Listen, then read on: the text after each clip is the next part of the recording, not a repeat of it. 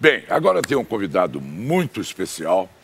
Eu sou o maior admirador e fã, é meu professor, na verdade. Ele é sinônimo de credibilidade, é um dos jornalistas mais admirados e mais premiados do Brasil. Eu estou me referindo, e eu peço aplausos, ele já está aqui ao meu lado, o nosso colega aqui da Band, o mais importante âncora dos telejornais brasileiros, Ricardo Boechat. Ricardo Boechat. Elogio de amigo não vale. Dá um desconto aí, metade. Não, o que eu falei, não há divisão de opiniões. Não há divisão de opiniões. Boechat, uma coisa, não é? Eu acho que muita gente não sabe, te vê, te admira, vê a sua postura na televisão, os seus comentários sempre muito acertados, não é? Mas você não sabe que você não nasceu no Brasil. Você nasceu na Argentina. É verdade. Dá para contar essa história? Rapidamente. Eu nasci na Argentina em 1952. Meu pai, no final dos anos 40, era professor e foi convidado pelo Itamaraty para integrar um núcleo que fundaria o Instituto Cultural Brasil-Uruguai primeiro, tá?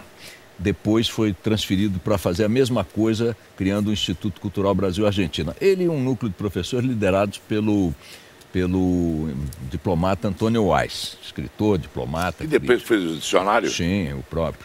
E ele, nessa situação, conheceu minha mãe, que morava em Montevidéu, embora argentina de nascimento também, como a minha avó, a mãe dela. Casaram-se em Montevidéu, tiveram um primeiro filho, portanto, uruguaio de nascimento. Depois foram transferidos para Buenos Aires, tiveram o segundo filho. Depois voltaram para Montevidéu, novamente transferidos para o Uruguai. Tiveram mais 3 filhos no Uruguai. Dois filhos mais no Uruguai. Então tinham 3 filhos uruguaios, um argentino. Depois ele voltou para o Brasil, foi trabalhar na Petrobras, já no início, na primeira metade dos anos 50, e tiveram mais 3 filhos brasileiros. Portanto, época que a Petrobras era... Estava começando, claro. E eu brinco muito, dizendo, portanto, que eles tiveram um filho argentino, um filho nascido em Buenos Aires, 3 no Uruguai, em Montevidéu, 3 no Brasil, e meu pai foi uma espécie de precursor espermatozoico do Mercosul. Do Mercosul. Mas tem uma peculiaridade, tanto eu quanto meus outros irmãos que nascemos fora, já fomos registrados na Embaixada Brasileira nas respectivas capitais, porque meu pai estava no exterior em missão diplomática, em missão você é brasileiro. Para a chancelaria, que nós somos brasileiros natos, nascidos no exterior. Não tem muito sentido a gozação do Zé Simão sempre e do Datena tirando um sarro. Porque todo mundo sabe que fazer piada de argentino é recorrente. É merecida.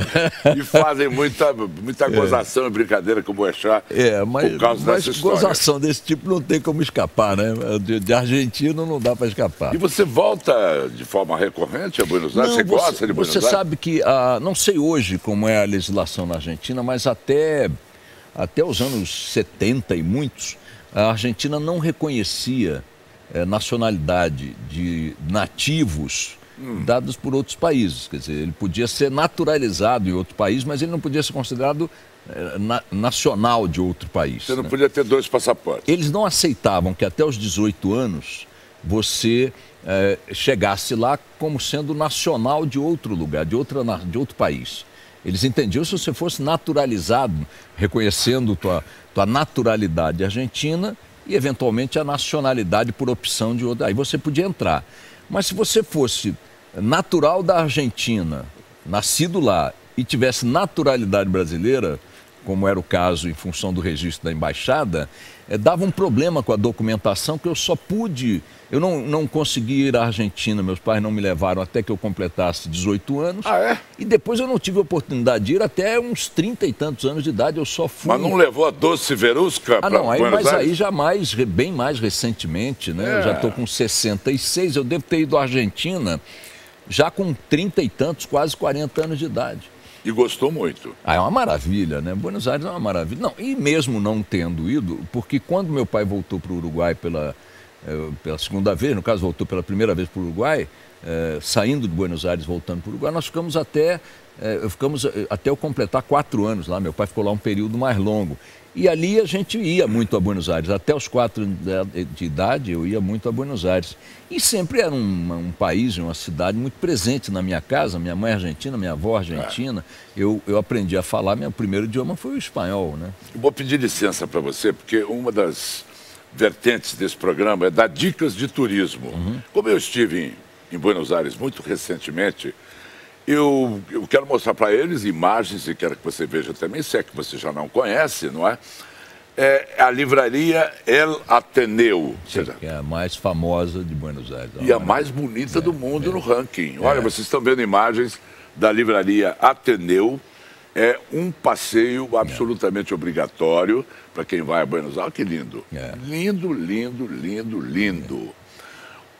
Outra coisa... As livrarias sempre foram uma referência de Buenos Aires. Os argentinos sempre leram muito, especialmente os padrões sul-americanos, os cinemas, os teatros, né? Buenos Aires é uma cidade muito bem conservada, preservada, eu diria, menos conservada do que preservada. Você ainda tem muitos prédios da Argentina da primeira metade do século passado, né? Agora, isso aí era um antigo teatro, é uma construção maravilhosa. É lindo, é lindo. Quem foi a Buenos Aires e não conhece El Ateneu, não conheceu uma das preciosidades de Buenos Aires. E você deve saber, claro, que os argentinos, eles tinham acabado de criar, isso é importante para você levar a Dulce Verusca, no Rio de la Plata, uma espécie de Veneza, é como se fosse Veneza, com gôndolas iguaizinhas às de Veneza. Olha que bacana também. É outro passeio que eu estou sugerindo como dica de turismo aos meus telespectadores que estejam com viagem marcada para Buenos Aires. E de tango, você gosta, Boechat? Olha, eu não sou muito de tango, não. Minha mãe tem vários discos, adora, canta, conheço alguns, claro, os mais famosos. Me perdoem os argentinos, inclusive minha mãe, né? Você não acha artístico aquilo? Não, aquilo é muito da alma deles. É uma expressão musical, é uma dança muito... Eles são muito densos, os argentinos, especialmente os portenhos, né?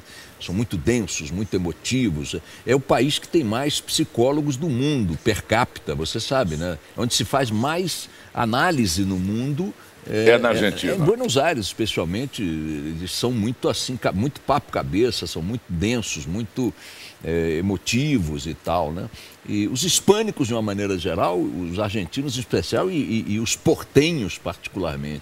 O tango é uma expressão, é um povo, o Amaury, que até hoje cultua com manifestações anuais e tal, figuras como Evita Peron, que afinal morreu nos anos 50, eu era bebê. Cujo túmulo faz parte do roteiro turístico da cidade. Não estou dizendo com isso que não devam fazê-lo, estou dizendo que é uma peculiaridade. Veja, nós tivemos figuras históricas aqui muito relevantes, mais ou menos na mesma época e tal, Getúlio Vargas, com uma morte trágica, com um suicídio.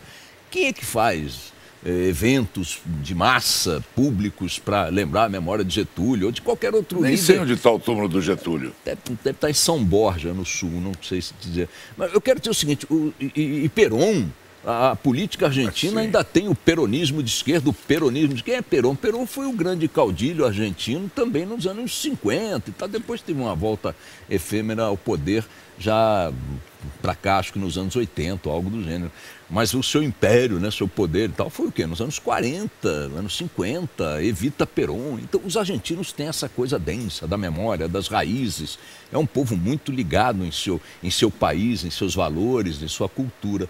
E o tango é a sua maior expressão musical, claro, que eles levam isso muito a sério. Eu estive na mais importante casa de tangos lá, que se chama Senhor Tango. Senhor Tango. Deixa eu ver um trecho do espetáculo. Vamos lá.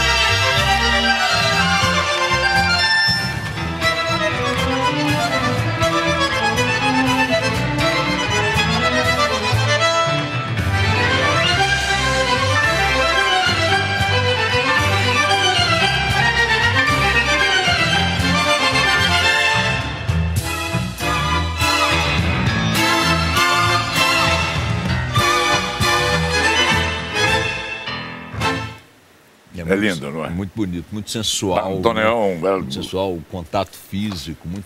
E você vê o intérprete ali, um homem já de idade, e lembra a figura de Astor Piazzolla, que é o grande nome do tango, enfim, pelo menos o contemporâneo, né? Gardel, pô, os argentinos, Gardel, está no céu, Gardel é o grande astro de todos os tempos até hoje. Nasceu quem sabe onde ele nasceu?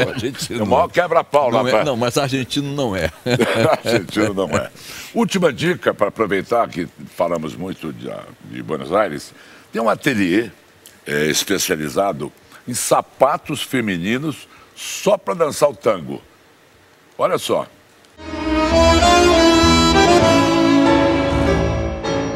Como o programa está falando de tango, eu descobri o endereço mais desejado das argentinas, especialmente das amantes de sapatos. Eu estou aqui no ateliê Comme il faut, da designer de sapatos de tango, Alicia Muniz.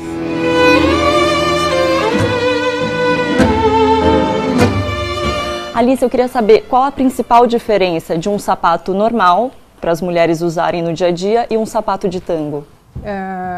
Ok, el zapato de tango básicamente tiene una tecnología especial, porque tiene una tecnología que sirve para bailar, o sea, sirve para bailar en el escenario y hacer piruetas con este taco que parece que fuera súper frágil, Parece pero no lo realmente. es, no lo es. Es muy resistente y la otra característica que tiene que tener un zapato de tango es que tiene que tener una pulsera. Sí, para prender. Para prender, exactamente.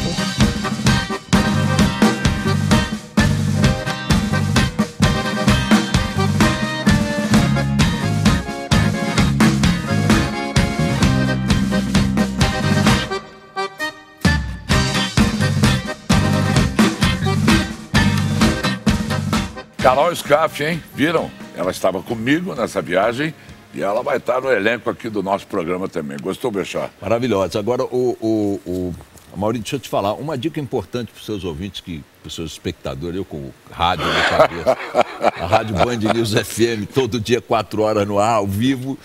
Fala o horário que você entra, para quem não... 7h30 da manhã. 7h30 da manhã. 7h30 da manhã, até 9h30 em rede. Depois de 9h30, 10 horas, até 11, 11h30, no Rio de Janeiro, especificamente por isso. Mas, enfim, a dica que eu queria acrescentar a essas que você apresentou para os seus espectadores era o Museu de Arte Latino-Americana de Buenos Aires. É um museu maravilhoso que tem uma coleção de arte latino-americana da melhor qualidade. A arte latino-americana tem cotação hoje internacional e tem uma particularidade, o Malba, como ele é conhecido, que nos causa alegria quando lá estamos e uma enorme tristeza quando lá não estamos, porque está no acervo do Malba e de lá não sairá jamais o quadro Abaporu, de Tarsila do Amaral, que é a obra, talvez muitos consideram a obra máxima do modernismo, do movimento modernista brasileiro, uma obra de Tarsila do Amaral. Foi vendida, talvez há 25 anos, por $1 milhão e durante o primeiro governo Dilma, ela acionou um ministro, Lobão, cujo filho tem muito conhecimento no campo da arte, gostam de arte, uma família, para tentar seduzir o proprietário, o dono do museu, que é um grande empresário, para comprar, e chegaram a dizer que teriam oferecido algo como $30 milhões, o cara nem piscou. Então, mas para trazer o... Para trazer de volta, para repatriar o Abaporu. É uma obra maravilhosa, se vocês tiverem como ilustrar. Depois vocês ponham que vocês vão ver uma obra do modernismo brasileiro, pioneira, marcante. Perdemos o Abaporu, está lá no Malba. E o cara não topa nenhuma oferta. Nem quis conversar. Nem quis conversar. Boechat, só para... Eu falei já isso com você no ar, na festa de lançamento da nova programação da Band, mas vale a pena repetir, o Boechat é um trabalhador... Trabalha mais que remador de benhur. Faz rádio, faz televisão, todo mundo sabe. Você tem uma cama aqui na Bandeirantes, é verdade? Não. Mas essa cama você teria tirado do teu carro, tal do Twingo, que tem uma história também. Me embola isso tudo aí e me dá uma resposta. Rapidamente eu vou te dizer, o Twingo é um carro de fabricação francesa, pequenininho, compacto, que eu adoro, porque é um carro discreto. Hoje, esse carro que vocês estão vendo no ar já é o anterior, do ano 2001, O que eu tenho agora é exatamente igual a esse, só que a cor é igual a esse azul que está do lado aí na moldura que vocês estão vendo na tela. Também do ano 2001. Eu adoro o Twingo porque ele é um carro que me presta todos os serviços. Olha lá, esse é o atual. Esse é o atual. Eu comprei de uma senhora aqui de São Paulo que o tinha desde o lançamento no ano 2001, desse modelo. Então ele está inteirinho, eu adoro ele. Eu digo o seguinte, é o tipo, não chama atenção.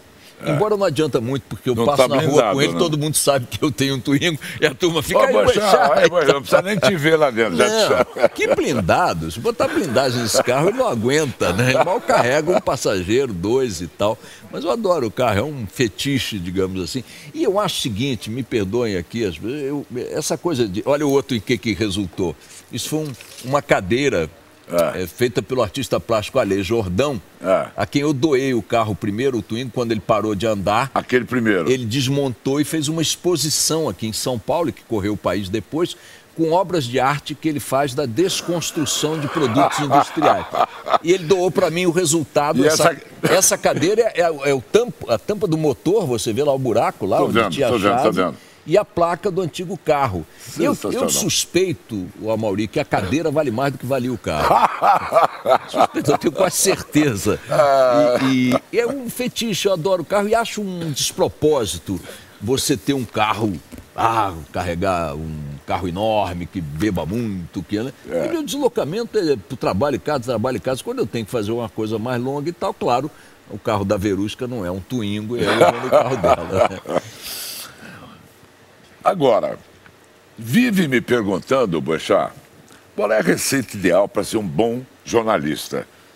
Você deve receber essa pergunta muito mais do que eu. E você fala, tem que ler muito, etc. Mas faça aí. Eu tenho uma geração que admira a profissão e que quer segui-la, e eu acho que a tua palavra é muito importante. Olha, sempre que alunos, estudantes vêm me procurar para pedir entrevista, eu sempre atendo, procuro rigorosamente atender a todos, sei exatamente como é penoso percorrer essa trajetória que permite que você chegue a algum ponto na carreira que possa ser gratificante. E eu digo para eles o seguinte, olha, essa é uma profissão que demora muito tempo para você progredir, cujos salários médios, especialmente no início da trajetória, são bem modestos, uma competição dilacerante, uma rotatividade muito grande. Qualquer profissional com algum tempo no mercado jornalístico já passou por 8, 10, 12 redações diferentes, você sabe disso, portanto é uma rotatividade muito grande, que não tem sábado, não tem domingo, não tem feriado, não tem férias, não tem horário, não tem não sei o quê. É estressante, é difícil, penosa e, repito, a progressão tanto do ponto de vista da hierarquia quanto dos salários, é lenta, muito lenta, e nem sempre se consegue prosperar. E muitos deles dizem assim, pô, mas espera aí, Boechat, você está só me desestimulando, você só está falando coisa ruim do jornalismo. Eu digo, não, espera aí, agora vem a coisa boa. A coisa boa para mim, fundamental, é o seguinte, não se morre de tédio. Jamais. E você dizer que tem uma profissão que é estimulante, onde o tédio não passa nem perto, onde todo dia você se sente próximo do mundo como ele está acontecendo, dos fatos no momento em que eles ocorrem, isso te preenche todos os espaços existenciais possíveis que possam ser preenchidos pela atividade profissional. Outros espaços existenciais certamente não. Então eu digo o seguinte, quando você quiser ou estiver considerando trilhar esse caminho, faça uma consulta ao seu coração. A resposta, se você vai conseguir enfrentar essas barreiras, tem que vir de dentro, não tem que vir do racional, porque eu acho que é charmoso, porque eu acho isso, não ache nada, pergunte ao seu coração, porque se a resposta for positiva, você terá disposição, energia para enfrentar todas essas barreiras e seguir o caminho. Se não for... E seja leiturizado, porque senão também não vai. Fora os predicados elementares, né? Você tem que ter curiosidade, você tem que ter uma curiosidade permanente, compulsiva sobre tudo. Jornalista especializado, que sabe tudo sobre um assunto só, ou vai vencer naquele campo ali específico, ou não vai vencer em lugar nenhum. O jornalista é, acima de tudo, um generalista. Ele pode se permitir um pouco avançar em vários setores e tal, sem a pretensão de ser um doutor, um acadêmico, né? Curiosidade é fundamental, leitura é fundamental, conhecimento do idioma é fundamental, capacidade de poder se expressar, e isso vem da leitura, né? É isso, são coisas básicas para o jornalismo, assim como não ter medo de sangue é fundamental para a medicina. Boechat, o Brasil está com melhor consciência política? Eu não tenho dúvida. Você acha que sim? Eu não tenho dúvida. Hoje o brasileiro discute política o tempo todo, em todas as categorias, em todas as faixas etárias, em todas as faixas sociais. Sem dúvida, de 2013 para cá, a política entrou no radar dos brasileiros. Aquela caricatura de que somos um povo que só quer saber de futebol e carnaval não se aplica mais. É bem verdade que um povo que se interessa pela política, e nós estamos nos interessando enormemente em progressão geométrica pela política, não necessariamente se transforma num povo politizado, que é o povo que tem a cultura da política. A curiosidade pela política, entretanto, é o primeiro passo para você se politizar. Eu olho para isso como o grande fenômeno das últimas muitas décadas no Brasil, é o despertar da política no radar dos interesses da sociedade brasileira. Desculpe tocar nesse assunto, não sei se ele causa desconforto, mas eu me lembro que você passou por uma depressão. Sim. Eu também passei por vim a público e contei. Você também contou a público? Eu, na verdade, em 2015, Amaury, eu estava aqui me preparando para entrar no ar, na rádio. Eu já vinha tendo dificuldades, isso foi talvez em setembro, por aí, outubro, não me lembro bem, de 2015. Já desde julho, nas férias, tirei 15 dias de férias em julho, eu viajei com a Verusca e as meninas e não me interessava por nada, não queria saber de sair, não queria cinema, não queria teatro, não queria museu, que eu adoro, nada. Eu, quando me tiravam do quarto, da cama especificamente, eu ia dentro do táxi por lugares, doido para voltar. Não falava nada, porque, enfim, achei que aquilo era uma coisa momentânea, então não dei muita bola. Depois comecei a ter dificuldades, Amaury, eu que sempre improviso as minhas falas na rádio.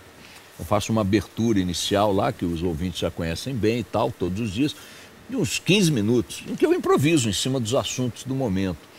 Nunca tive dificuldades para articular o pensamento e a oratória em cima desse pensamento. Comecei a ter dificuldades de organizar mentalmente as coisas. Lia os jornais, as coisas não entravam, não fixavam. Depois tinha dificuldade de organizar os pensamentos, depois tive dificuldade de começar a narrar as coisas, a organizar a narrativa das coisas. Aí passei a fazer uma coisa que eu nunca tinha feito, comecei a escrever os textos para poder ler. Nunca tinha feito.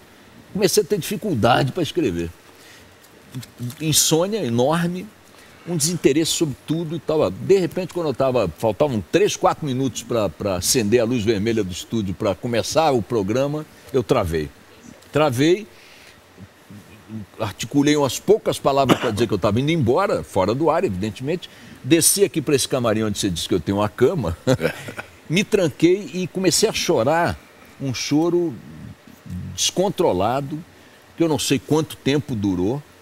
E aí, corre aqui, eu trancado lá, ninguém foi lá bater nem nada, me deixaram quieto, mas a Verusca viu que eu não estava no ar, ligou, ele saiu daqui, muito estranho e tal, foi pro camarim, ela veio, eu estava destruído, e aí, a partir daí, o ritual que você já passou por isso, conhece, médico, psiquiatra, medicação, etc. e tal. Eu fiquei fora, conversando nas profundezas do inferno por 2 semanas, um pouco mais.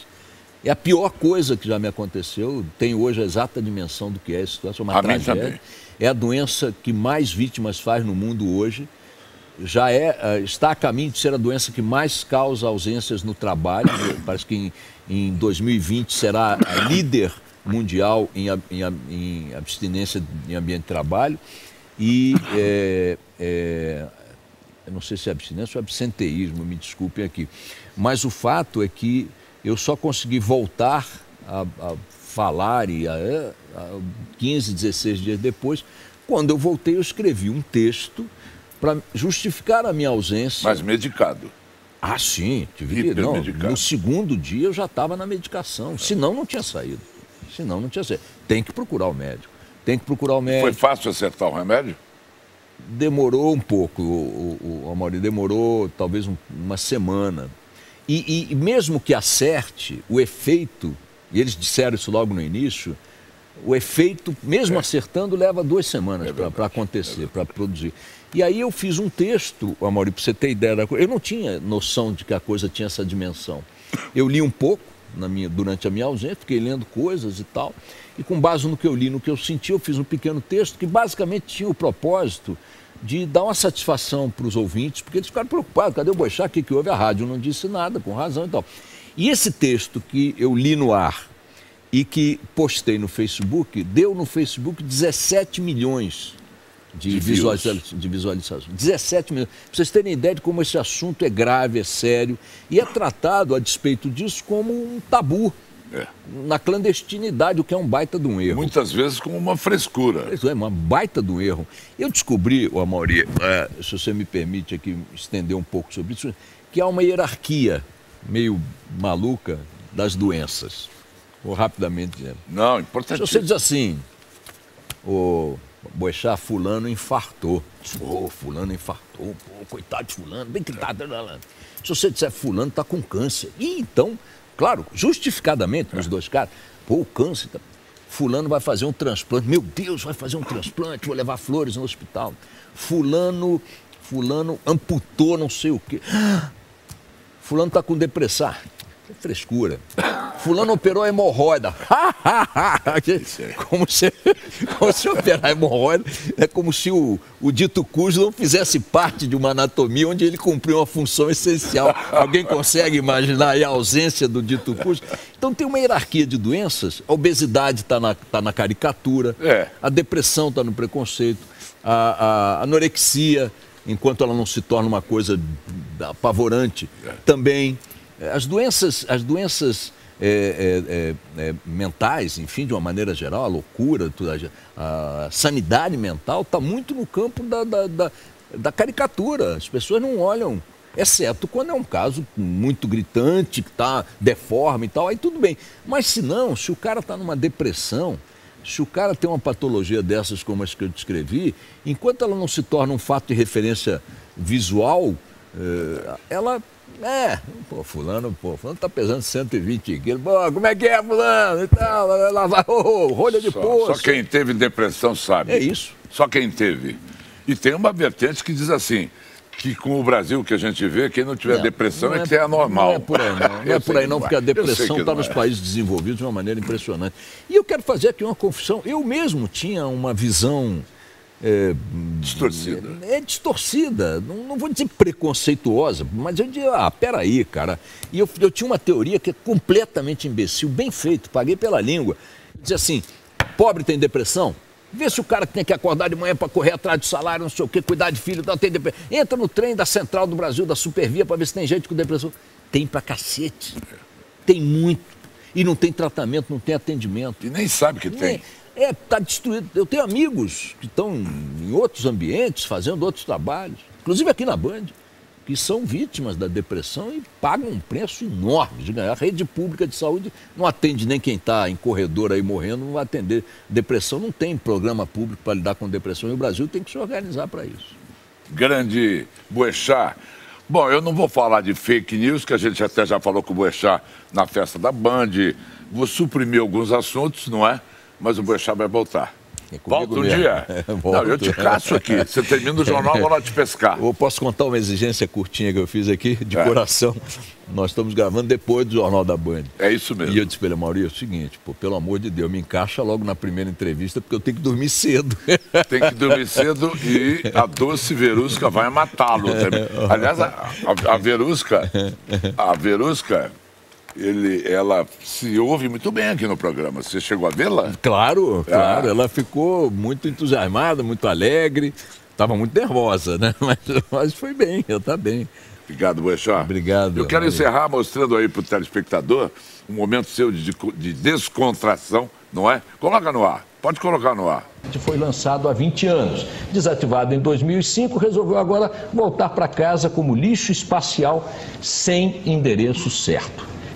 Diante disso, o Jornal da Band resolveu dar o boa noite de hoje, agradecendo pela audiência e desejando, roda TP, sorte a todos os terráqueos, prometendo voltar amanhã, claro, se este ferro velho espacial não atrapalhar nossos planos.